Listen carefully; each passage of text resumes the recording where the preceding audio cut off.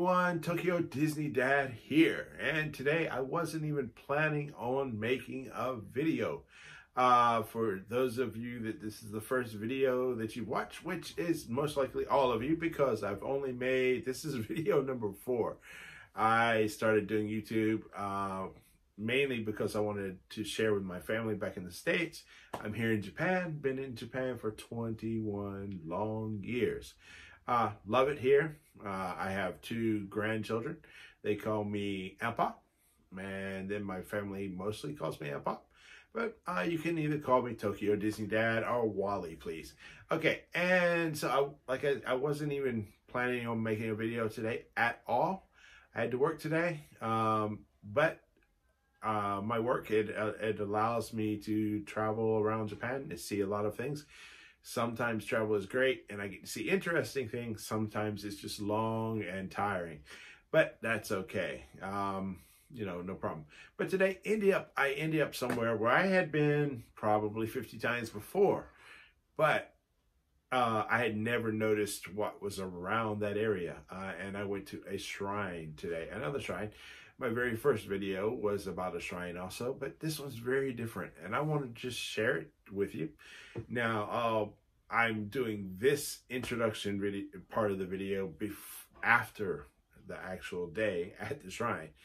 So, you know, we'll talk about the shrine at the end of it, but I want to apologize. The video was kind of rushed. I did, like I said, it was working, but I did arrive there early, and also I had a lunch break.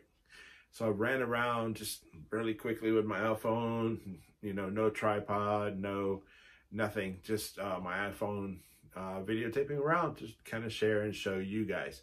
I hope you like it. You know, it's mostly, you know, me talking behind the camera, not in front of the camera. So, you know, at least some of the video might be good. And enjoy, okay? And I'll see you after it's over. Okay, everyone, so this is another torii gate, and we were talking about the shrines the other day. Just happened to be out and about today for work, and right next to where I'm working today, my job sends me all over the place here in Japan, and there's a shrine, and we'll take a look at it today just to kind of compare it.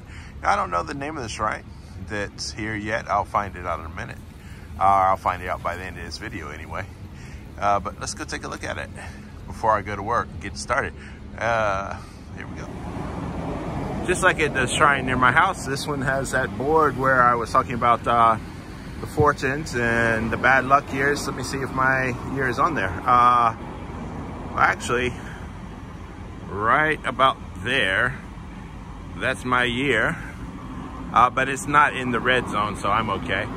I'm not 53, I'm actually 51, but the Japanese year is 43. That's my Japanese year.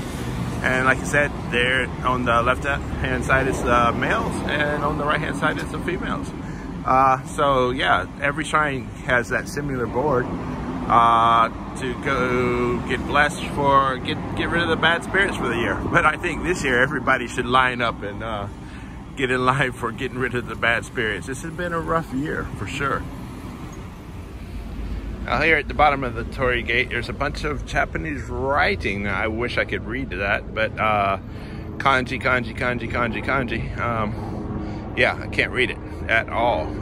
But yeah, I'm sure it has something to do with the history or the sponsors of the shrine or something like that. I'll have to ask somebody. We'll see if we can find out some information about it. So this shrine, just like the shrine we went to the other day, has lanterns. There's one here and one across the street.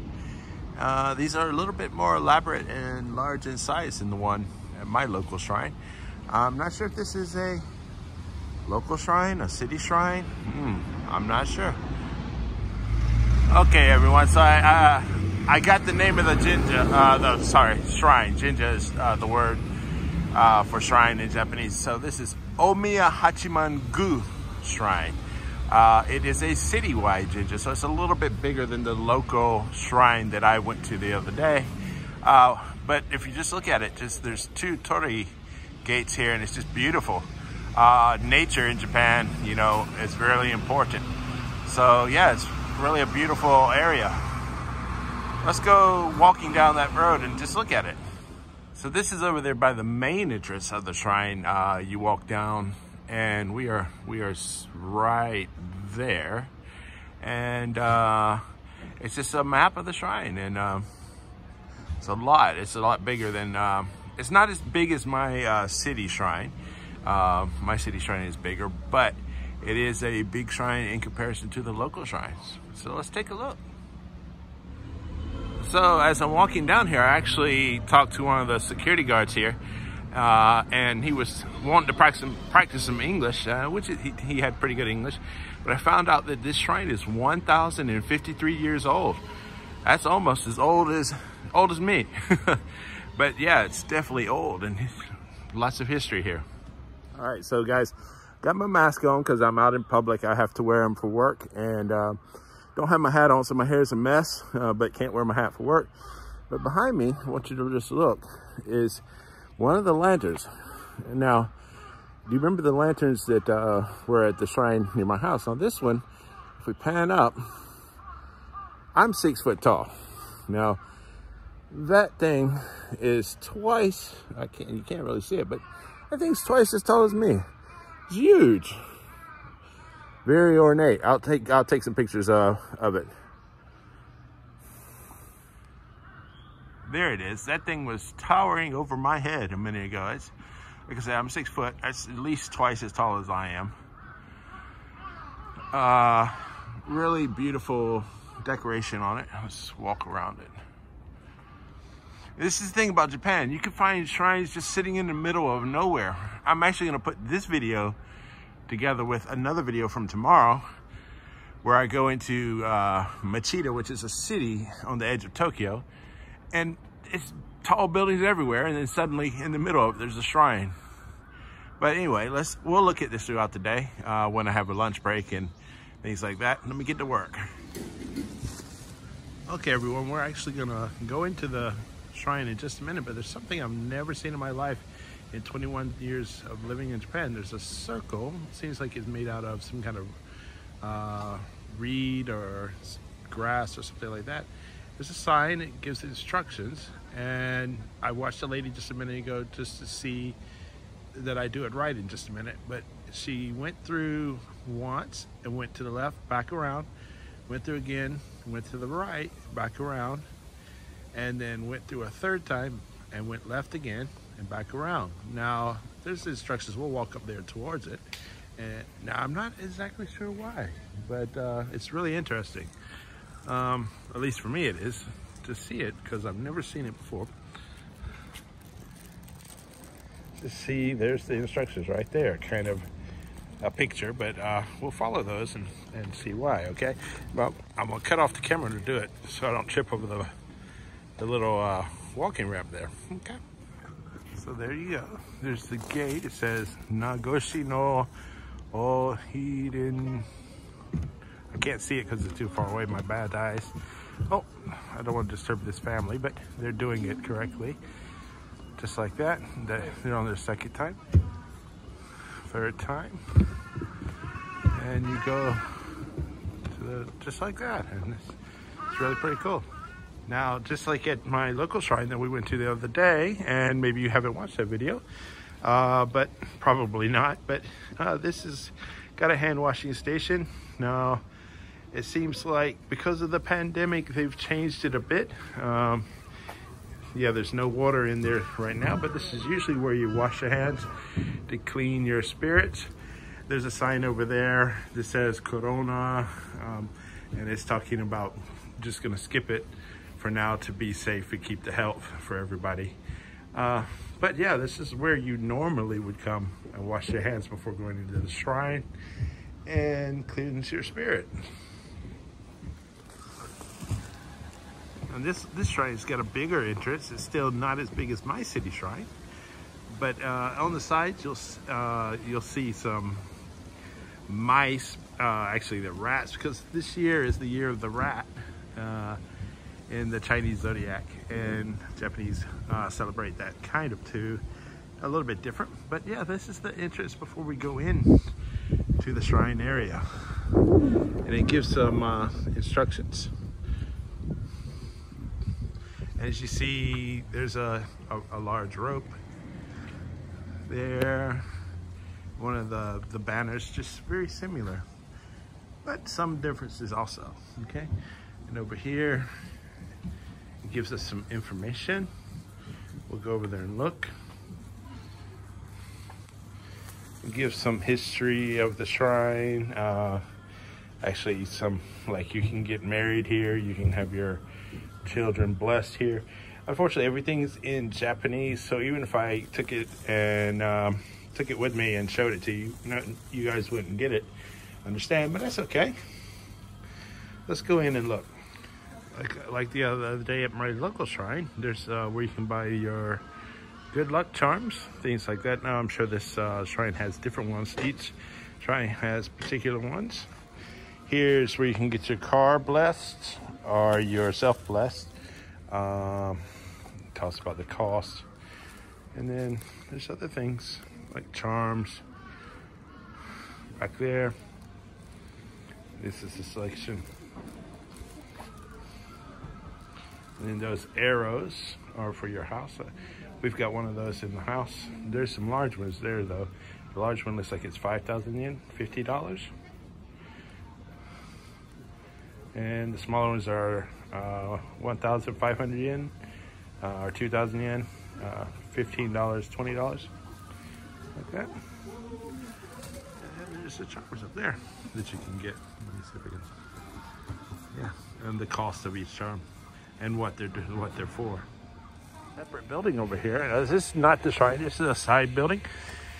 But all those like barrel-looking things, at one time they held Japanese sake, and they were used in ceremonies at some point in time during the shrine's history. Like I mentioned, this shrine I mentioned earlier, this shrine is 1,053 years old.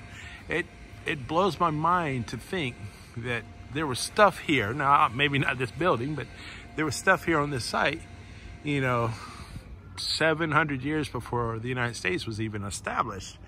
It just amazes me, you know, the history of Japan, the age of it in comparison, you know. And we'll look at some other things. I'm gonna go to the main shrine, but there's also a path over here, and it's hot, but walking down the path, it's cooler. So, and there's one of those stones. This one isn't quite as large as the local one, but it's still very, very old. There's a sign with the history of it right there. It would take a long time for me to translate that all to you, and so I'm not exactly sure what that stone is for. And plus, I'm on a limited amount of time to video, but yeah, pretty impressive. All right, so I can't go over there. At least I don't think I'm allowed to go over there, but over there is traditional Japanese archery. If you look through the door, she's got the long kind of bow and arrow kind of thing. And if you look way back in the background, there's targets. Now, I'm not sif anyone's allowed over there or anything, but now that I know that's here, I'm actually gonna find out in the future. It's pretty impressive. I mean, I keep saying pretty impressive, but wow, I didn't know this was here. I've been here many times, you know.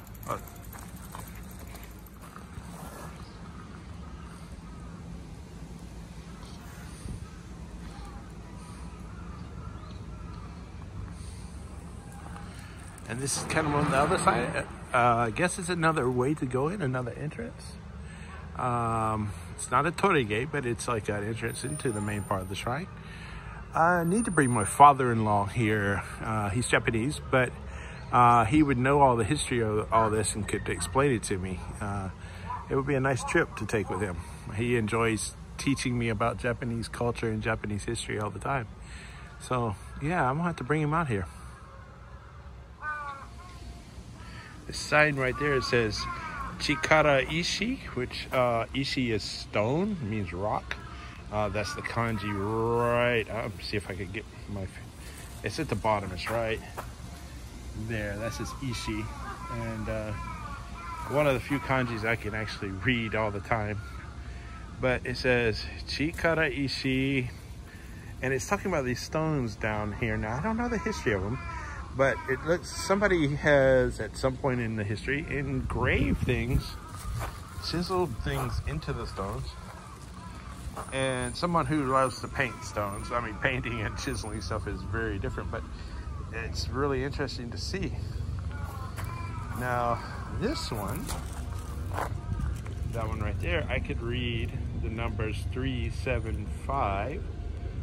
That's the kanji at the top. Or no, wait a minute, that's not 7, that's 10. 35, something. Yeah. And each one of these rocks has something, you know, I don't know who took the time to chisel something into these. I mean, that couldn't have been easy.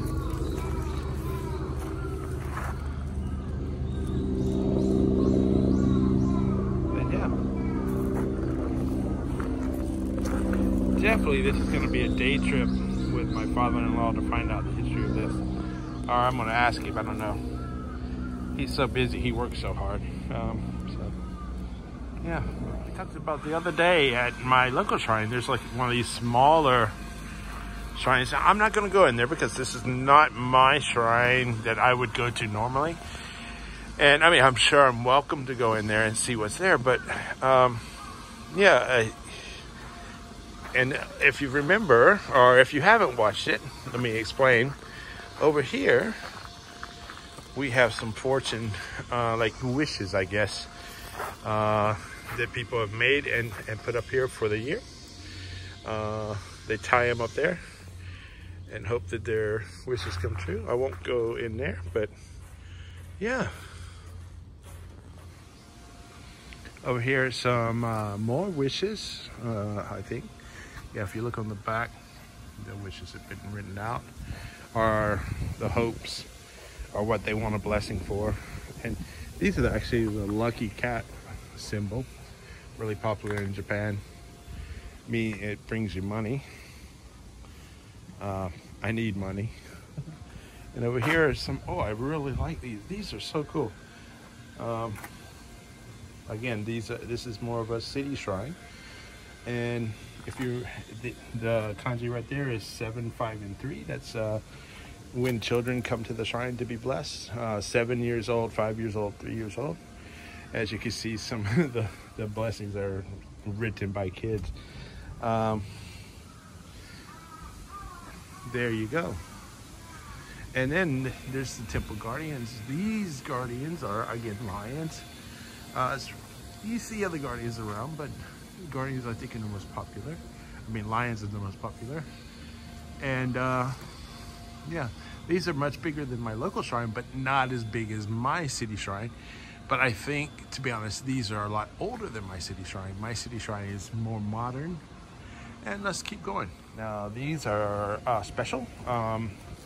What they are is, these are wishes, are hopes, are blessings that expectant mothers are coming out here to hope that they have a good, healthy child, a safe childbirth.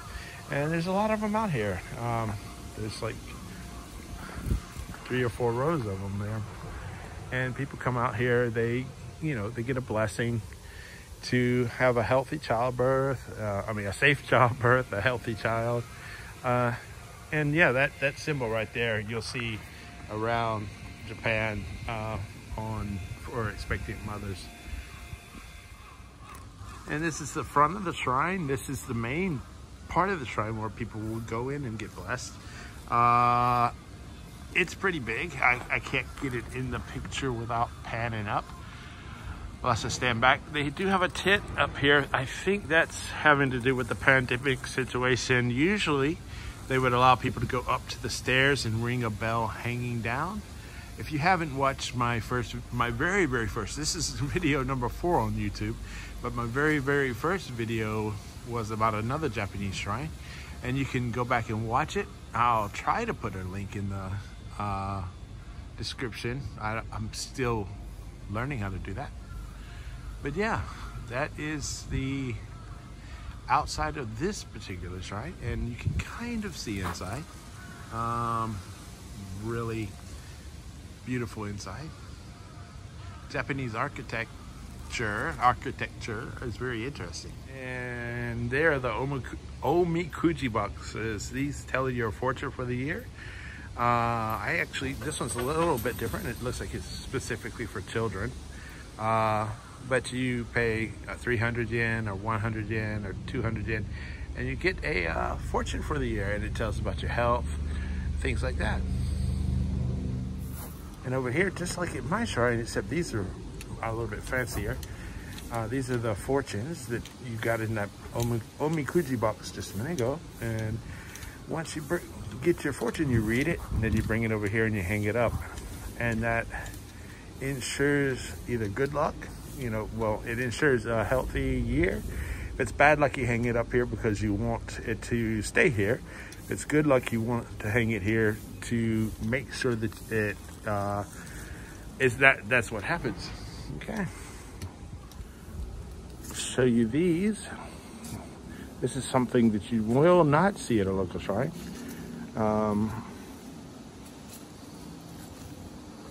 But these are the Mikoshis. Mikoshis are miniature shrines. Hold on, I'll just pan down here. There's an explanation right there. Oh, no, you can't see it.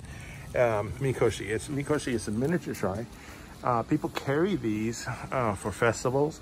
This year's a lot of festivals are getting canceled, sadly, but they have them on display now. They're on display, but you cannot go in there and see them. So unfortunately, I cannot get good video of them because I keep getting a reflection. I've actually carried my neighborhood Mikoshi before. It's pretty fun. These are a lot more elaborate than my neighborhood Mikoshi, for sure.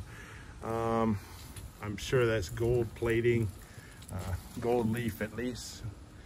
Beautiful. I really wish I could get a better picture of them. But yeah, if you could, oh, there you go. You see those, there'll be boards that run to the bottom, and a group of people, it depends on the size of the Mikoshi, will carry them in like a parade situation or a festival. But yeah, all the way down, this shrine has a lot of these. Now, unfortunately, I cannot tell you the history of these because this is nowhere near my house. It's about an hour and a half away from my house. Like I said, work makes me travel everywhere in Japan, which is sometimes a good thing and sometimes a very troublesome thing. But today it's a good thing. I get to experience this and share it with you. Really nice. It's really cool. There are a lot. I've never seen this many Mikoshis in one place. Never.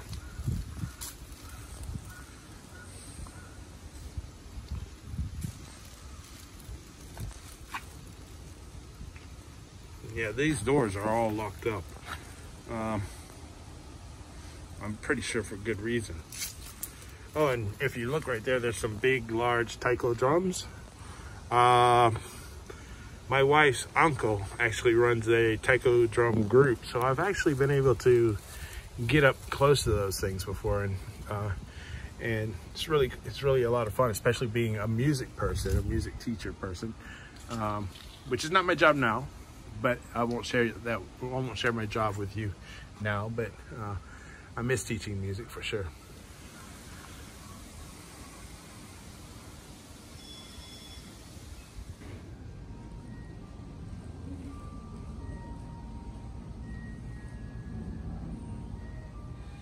All right, guys, that's going to do it for this shrine. At least, I may see a couple of more small things, but if I can find out some more history, I'll share. Ooh, I'm pulling on the mask. It's hot. It is hot in a mask. But if I can find out some more history of this shrine before I put up this video, I'll share it with you maybe in the wrap up of the video. But I hope you enjoyed visiting this shrine with me. Okay, everyone, I hope you enjoyed the shrine videos. I'm at home now, finally, after a long day at work. A good day, but a long day. I really enjoyed exploring the new area. Sorry about lighting. I got to work on that too. But like, if you've watched any of the videos, you know I'm a new person to this YouTube stuff. Not doing it for this like and comment, although do what you want, it's down there, but I do appreciate comments. It helps me out to learn for sure. But we went to let's see, I actually pulled it up on the internet after all that internet wonderful thing. So it was Omiya-hachimangu Shrine, and actually I found out that it's the third largest Shinto shrine within the Tokyo prefecture. Which is pretty big. I don't know what the other two are. It was built around the year 1063, so it's pretty old. And in the video you saw there were a lot of expectant mother wishes hanging in the area. I found out that the reason for that is a shrine that's famous for expectant mothers to go to get blessed, and they believe it's really good luck to go to that particular shrine. About the mikoshis, I made a mistake in what I said earlier. In the video I said that local shrines don't have mikoshis. They do. They do. My apologies for that. What I meant was they don't have that many. I found out that there were actually 32 mikoshis, mini shrines, in that building that you'll see. I really wish that I could have gotten better video of that. Hopefully I get out there one day when those doors are open, and maybe I can edit it into this video later on down the road. What else did I learn today? I learned that, you know, doing these videos, these YouTube videos, you can do them even if you rush. I mean, this one was definitely rushed. Definitely. I did it on my, before I started work, and I did it during my lunch break, you know, even though I didn't really eat lunch. Oh, well, look at this. I don't need to eat lunch anyway. You know, I could use a day or two of not eating lunch. But it was a lot of fun, and I'm going to edit this and put it together, and we'll see.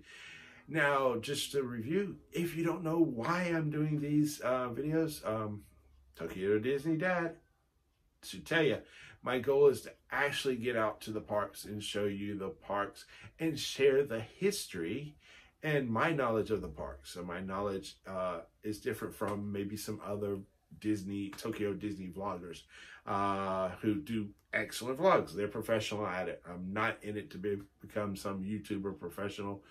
My full-time job. I'm in it to share. Okay, so today, fun. It was a lot of fun. I'm glad I actually explored some.